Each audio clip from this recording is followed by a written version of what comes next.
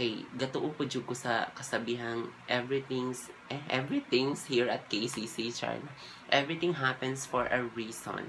Tuod jud kay ko ana kay tanang nahitabo jud sa ako ang kinabuhi na adyo mga rason.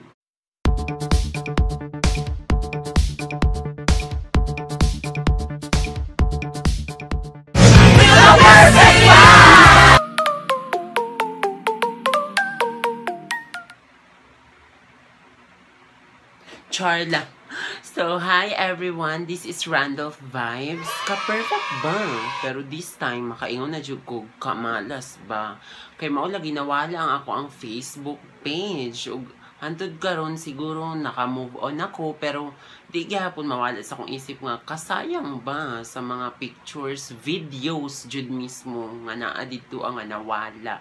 Syempre, mga memories, every events na ako, na-adyo dito at na documented.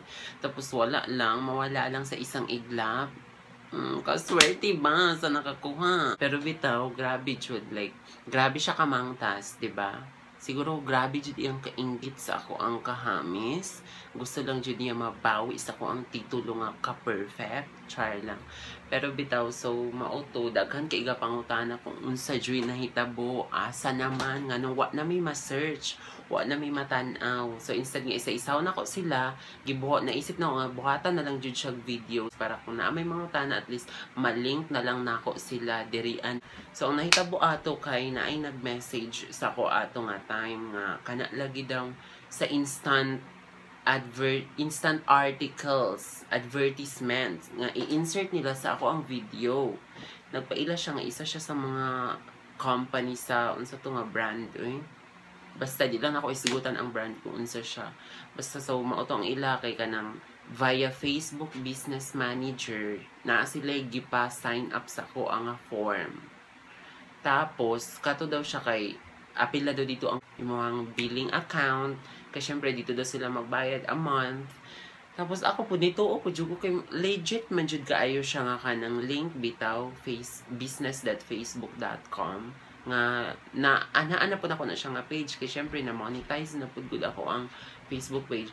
Tas makabuot man pug ako unsa jud nga ads ang insert in every video. So nagtuod jud ko nga seryosohanay jud siya nga istorya. Nya sa dihang kay pag-fill up na ako dito, gipa-add niya ang ako ang page. Mao to, pag-add na ako sa akong page dito, wala na.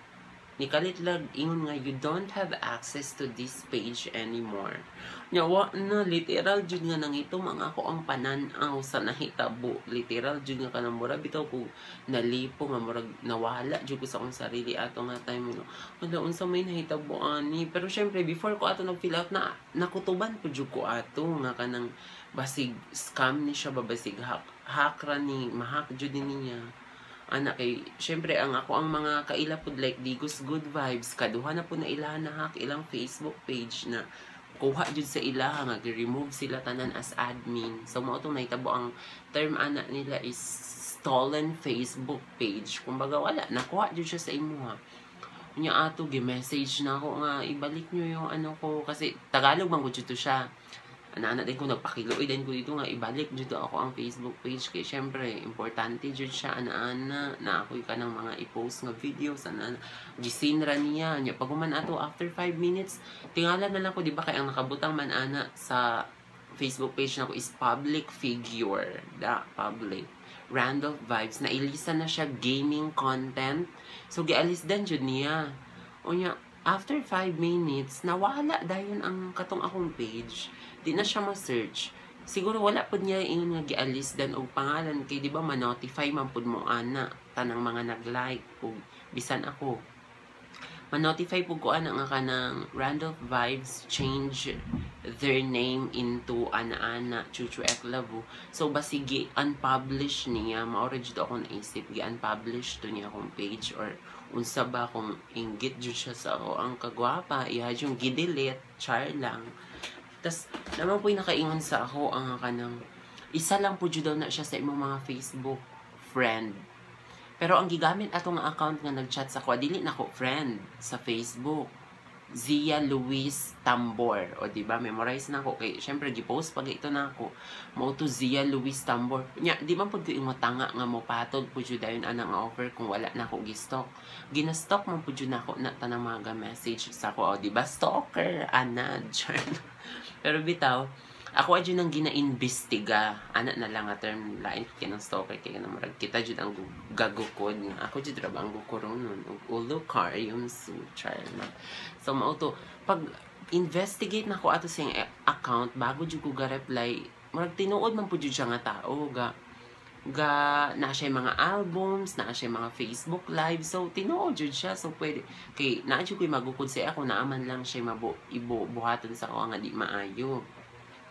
Ug sa dihang nabalaan ako nga dili na dito siya mao ang ga kuan atong iyang account lahi na di ay balik ato pud siyang account is nahack pod kay naaman sa friends list family member mga relatives niya especially yung sister nga mao jud ako na contact na katulagi daw nga account dili na dato iyang ate nagakuan ato nya mao to ako adjung gipangayo ang account sa iyang ate karon nga ginagamit atong Zia Luis Tambor so naa jud ay bagong account to yung ate ug tinuod jud siya una-una di pa jud kumutuo nga kanang nahack lagi kay basig buhat-buhat lang istorya niya siya jud ang may pakana pero wala nahack jud siya kay gipatunayan jud niya sa ako kay gihatag pa niya sa ako ang email atong mismo nga account so gibuhat nako ang tanan nako mabuhat para ma-open to iyang account as in kay hawod man pud kunuhay ko ana feeling hawod pud kay ko kana mag-abli-abli ana sa sobra nako kahawod nag-feeling hawod di ba na dala ra gyapon sa mga ilad-ilad so mao to na-open ako yung account nga Zia Luis Tambor katulang mga niaging adlaw pero nahitabo ning nawala na akong page mga niaging semana pa to siya tapos katong na-open na ako yung account gahapon niaging adlaw lagi. Tapos pag-open ako, basta long story siya, na-open ako ang iyang account na Zia Luis Tambor. So, nalipay na dyan ko kay naabrehan na ako, mabawi na ako niya akong Facebook page.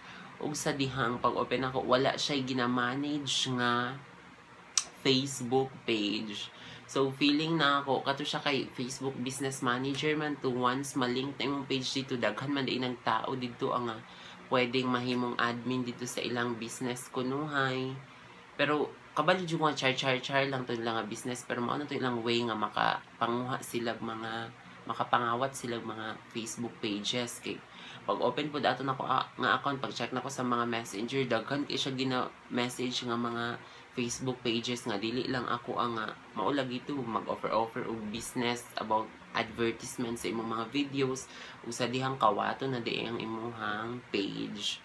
So, mao to until now kanang murag ambot lang naalang gyapon siya sa kuna una murag sakit siya sa kumbot nga nawala jud siya kay di ba dito ana ba kung naga-post na mas focus ko sa Facebook I mean mas maka-Facebook ko kaysa diri sa YouTube pero karon nagpagawas na kog statement sa nahitabo kay daghan jud kay gapangutana wow kung maka-statement Malacanang so ana lang pero karon nakabuhat na kog bag-o pero gamay pa lang ang nag-like then giri-upload na lang nako to tanang videos nako nga naa dito sa akong daan. And then ibutang na ako sa description box sa ubos ang link sa ako ang bago nga Facebook page ug unta inyong i-like pero naa sa inyo kung i-like ninyo dili why pog sanay tan-aw nang nalo kinsay magkamalas-malas kung di ninyo i-like so ana lang. And before I end this video magpasalamat lang ko sa akong perfect nga kuko nga swerte kay permi makusian ani ilabi na ako ang mga manghod nga di jud mahugas og mga plato char lang sa Hair Solution Nails and Spa ug ilabi na sa ako ang buhok kay Jose Rizal jud ra ba kay ni akong buhok di ni maayos. And of course for my skin from neck to toe wow wala pilang na akong skin and body signs i-visit ninyo na ang Hair Solution Nails and Spa sa Quirino Avenue, Zapote Street, General Santos City. Kay dira apod nagapasalon si Mami Junisha, tanan ang family Pacquiao.